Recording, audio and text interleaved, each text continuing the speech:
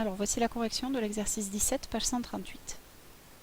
Donc dans cet exercice, on vous donne une fonction, f de x égale 4 moins x carré. Et cette fonction, elle sert à définir tous les termes d'une suite. Cette suite, elle s'appelle u. Et elle est définie par u indice n, c'est-à-dire le terme de rang n, est égal à f de n, c'est-à-dire l'image du nombre entier naturel n par la fonction f qu'on vous a définie ici. C'est en fait un calcul d'image. C'est une suite définie explicitement. Et on l'a définie pour n appartenant à grand n, à l'ensemble des entiers naturels, c'est-à-dire pour n à partir de 0. Alors, dans la question petit a, on vous dit exprimer un en fonction de n. Et bien, un, qu'est-ce qu'on sait? On n'a qu'une seule expression de un. C'est un égale f de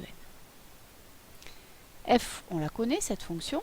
Maintenant, on va remplacer x par n, c'est un calcul d'image. Donc, je prends ma fonction et je remplace x par n. Voilà l'expression de un.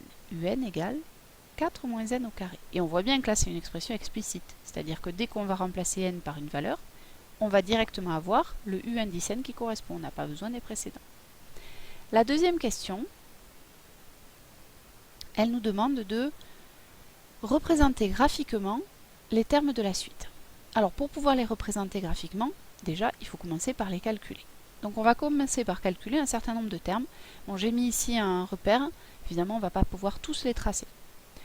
On commence. Donc, pour n égale 0, je vous rappelle, n vaut 0 parce que n, c'est un entier naturel. Et comme on ne précise rien, ben, ça veut dire qu'on commence au premier entier naturel que l'on connaisse, c'est 0. Dans ces cas-là, u indice 0, qu'est-ce que c'est? Eh bien, c'est 4 moins n carré, mais n il vaut 0. Donc, je remplace n par 0, et ça donne 4 moins 0 au carré, c'est-à-dire 4.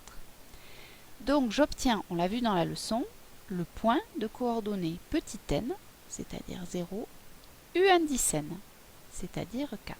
Donc, je peux placer le point de coordonnées 0, 4. Alors, je vais changer de couleur. Et voici mon point de coordonnées 0, 4. Et j'ai U0 qui est ici. Maintenant, je vais calculer U1. Donc pour n égale 1, U1, eh bien je remplace n par 1, c'est 4 moins 1 au carré, c'est-à-dire 3. J'obtiens donc le point de coordonnées petit n qui vaut 1 et U indice 1 qui vaut 3.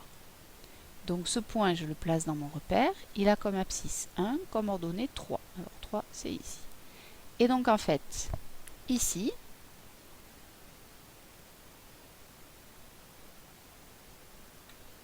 j'ai dit U1. Voilà, j'ai U1. Ensuite, je continue, puisque je peux encore les placer. Je prends n égale 2. Je calcule donc U indice 2, qui est 4 moins 2 au carré. C'est-à-dire 4 moins 4, autrement dit 0. Donc ça me donne le point de coordonnées petit n qui vaut 2 et d'ordonnée 0. Alors ce point, toujours pareil, je le place dans mon repère. Abscisse 2, ordonnée 0, il est là. Et donc en fait, eh ben, mon U2, il est ici. Il vaut 0. Autrement dit, les UN, on les voit sur l'axe des abscisses. J'avais oublié de le préciser, évidemment, comme je l'ai dit dans la leçon. N, on le met ici. Et UN, on le met là-haut. Hein. J'avais oublié, c'est par ça que j'aurais dû commencer. Bien, continuons. Visiblement, je peux continuer à les placer. Donc, je prends n égale 3 maintenant.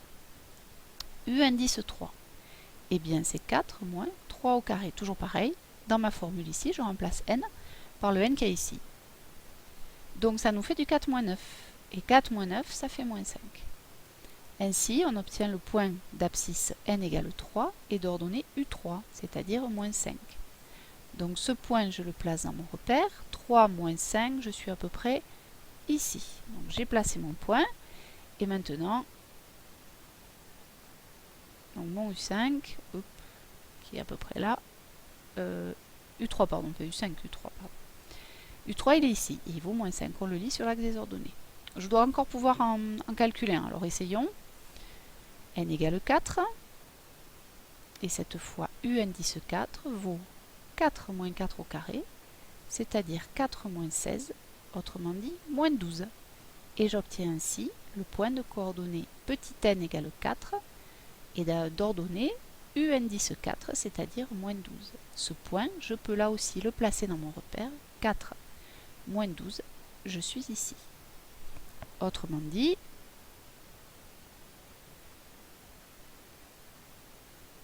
mon U4, bon mes petits traits ne sont pas très droits, mon U4, il est ici. Et voilà, j'ai placé mes points dans mon repère et j'ai placé les termes de ma suite, U0, U1, U2, U3, U4 que je lis en ordonnée. Alors rappelez-vous, comme on l'a dit dans la leçon, on ne relie surtout pas ces points, parce que ces points, ça correspond à des valeurs isolées de la suite. Une suite, rappelez-vous, c'est une fonction, mais pour laquelle on ne peut pas calculer n'importe quelle image. On ne calcule l'image que de nombres entiers. Autrement dit, U indice 0,5, ça n'aurait aucun sens. 0,5 n'est pas un entier. Donc on ne relie pas les points, on les laisse comme ça, et on lit les termes de ma suite ici, sur l'axe des ordonnées.